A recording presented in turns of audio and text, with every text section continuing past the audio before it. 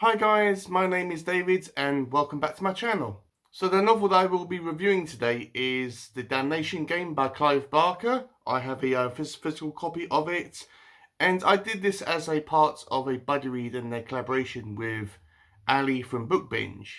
Ali is a really nice person. Her content is amazing. I've been a follower of her channel and a big supporter of her channel as a whole for a while now.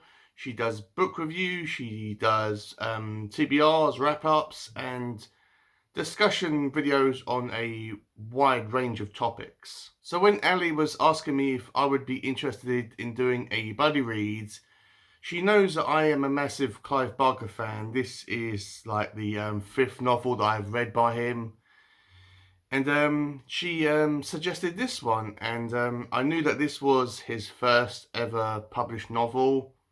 And yeah, I was really excited to actually do a buddy read with her. So I will also have a link down below to Ali's channel. It will take you right to her page and it will take you right to her collaboration video.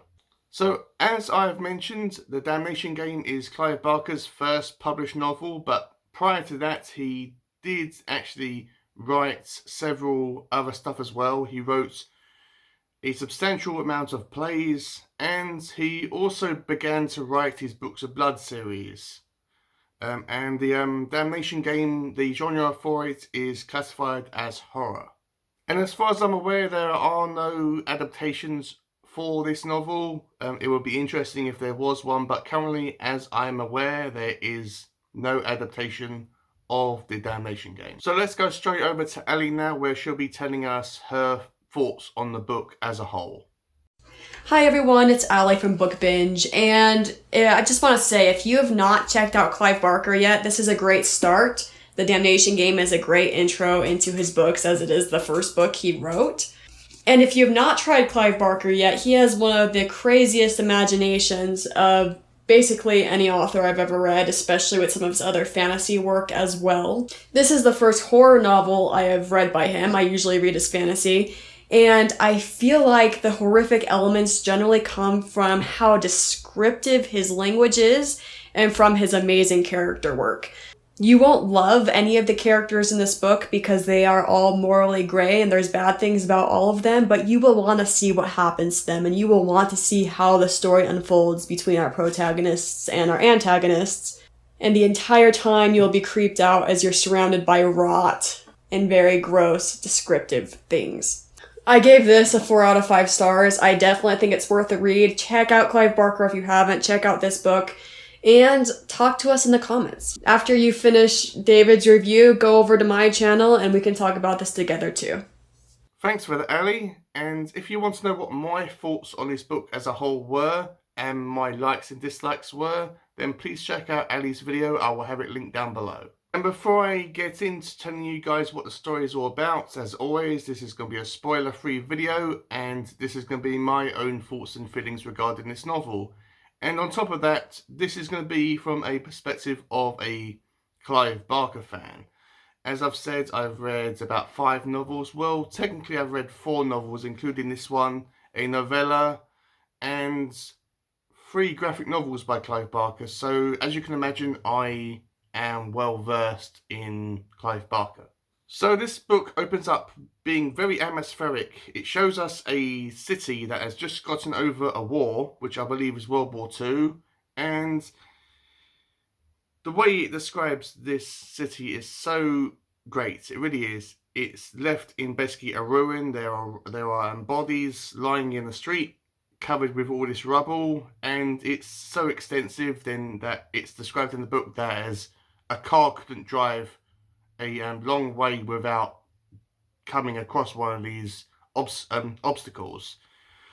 There was also portrayals of young children being prostituted as well, so that if that upsets you, then be warned, but it is very brief in this book, and it's only mentioned at the start.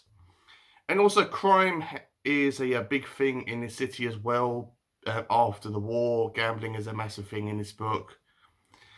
And we are introduced to a character who is simply called the Thief.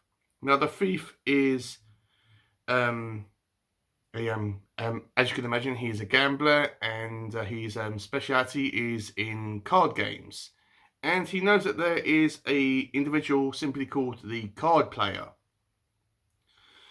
And he's very mysterious, and everyone that plays him mysteriously dies or something bad happens to them.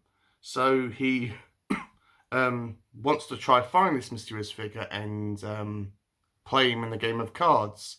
And that is his main objective. That's his main focus and his main drive, is to find this person. And he eventually does. He finds a mysterious tree at first, and this mysterious tree is actually not what it appears to be. A mysterious lady with no lips comes out to greet him, and she takes him to see the card player.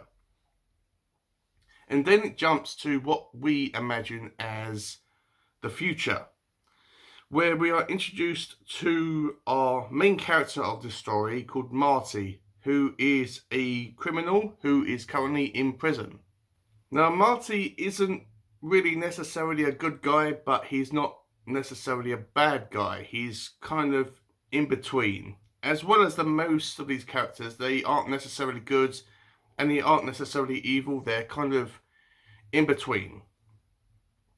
So, Marty wants to get out of prison, and he's given the opportunity to being a bodyguard to a celebrity called Joseph Whitehead, who personally selects him for reasons unknown to him at the time, and for reasons unknown to us as the reader, about why he's been chosen by Joseph. But he's been chosen by Joseph specifically to be his bodyguard, as I said, and he said, look, I release you from prison, come over to my mansion, and yeah, that's pretty much what he actually does. Marty can't believe what's actually happened to him. We do find out that he has a ex-wife who visits him in prison, and throughout the story he finds it hard to let go of his love and affection for his wife. But when Marty actually leaves prison, he is greeted by a couple of characters called Luther, who is a limo driver, and Mr. Toy, or Bill Toy, who is, I wouldn't say he's the boss, but he kind of introduces Marty to the world of Joseph and teaches him the ropes. But Luther and Mr. Toy don't really have a massive role in this book. They are mentioned at the start of it, and then they disappear, and then they are briefly mentioned at the end of the book. So when Marty gets to the mansion, it is all good. He meets Joseph. He seems a bit weird. He seems to sit at a window looking out, and he's a very mysterious character. He is a businessman. He keeps himself to himself all the time, and he is old as well. We don't really know about why he selected Marty to begin with, but as the story progresses, we find out why. We find out that Joseph has a daughter called Carrie, or I can't really pronounce her name, but that's as best as I can actually get it. She has some. We find out that she has some telepathic gifts. She has the ability to read minds and to jump into people's bodies and to walk in their shoes to. But that's really all. But that's as far as I can understand it, really. We also find out that there is a mysterious character called the European, who is pretty much the card player at the start of the book, and his name is called Mamelonian. I'm not sure if that's how you pronounce it, but that's as close as I could actually get it, especially when I was reading this book. And he is extremely interested in meeting up with Joseph, as he is constantly going to his mansion, and we find out that in the past, Joseph and the Mamelonian, or the European, or the card player, made a deal with each other, and they are kind of connected. I'm trying to be. I hope I'm making this I mean, I hope I'm explaining this right. It's kind of the one of these novels which is really strange and weird, but you don't really want to give too much away. But we know that these two characters are connected from a deal that they have made in the past. We also know that Joseph isn't as old as he appears to be. He is much older. But we are led to believe at the beginning that Joseph is our main bad guy, or one of our bad guys. But as I said, he is not really that bad. Yes, he does do stuff um, that is questionable, but he does it for his own reasons and to protect his family and to protect his life. We find out that the Babylonian has recruited a individual, or a unique individual, called Anthony Brewer, or simply called the Razorblade Man. Now, Razorblade is a unique character. We find out that he is obsessed with death, specifically hangings. He is obsessed, he gets books about it, and he's obsessed about this way of death. And sorry, and the Babylonian takes him underneath his wing, and he's kind of his apprentice, and he helps him out with his endeavors and certain tasks. He's kind of like his henchman. And a Razorblade has been given unique abilities as well. He's obsessed with eating razor blades, and he is very obsessed about causing large amounts of pain. So throughout this book, it's just Joseph trying to find out what's happened. Joseph is obsessed with these strawberries, going to this shop and getting Joseph to get these strawberries. We think that it might be a kind of a metaphor, or a kind of like a secret thing, but they are just strawberries that Joseph really likes. Now, the horror scenes in this book, because it's Clive Barker, is extremely horrifying. There is moments in this book where characters are dreaming or going into different dimensions, and they witness all these horrifying imagery in these different dimensions or dream sequences, or in real life. There are also zombie dogs in this book as well. Because on Joseph's estate there is a kennel which has all these dogs, or these guard dogs, and they and at one point they are turned into undead zombies. We do know what powers Joseph has. I won't say what powers he does have, but it's explained in the book. But these zombie dogs are really horrifying and gruesome. Yes, people do get ripped apart. Yes, there are parts of this book where people do have bits of their body ripped up, and people do die in this book. So it's not really for the faint of heart. But what this book is, it's extremely imaginative. I love it so much. I love Clive Barker's writing style. This is a really easy book to read. It's not complicated to understand at all. Yes, parts of it are complicated to understand, but as a whole, the way it's written and the storyline in general is very easy to get into. I know that I have mentioned that people should read The Hellbound Heart, which was published 1 year after the Damnation Game. But if you've read The Hellbound Heart and you want to read something else, then I would definitely go and read the Damnation Game. It's not the most outstanding thing that you'll read ever, but as I said, it's unique. It's really imaginative. I love Clive Barker's imagination and the way he writes stories. I love the guy so much. But for a first novel, for a debut novel, it is such an outstanding work of achievement. It really is. So that is my review on the Damnation Game. Hopefully I've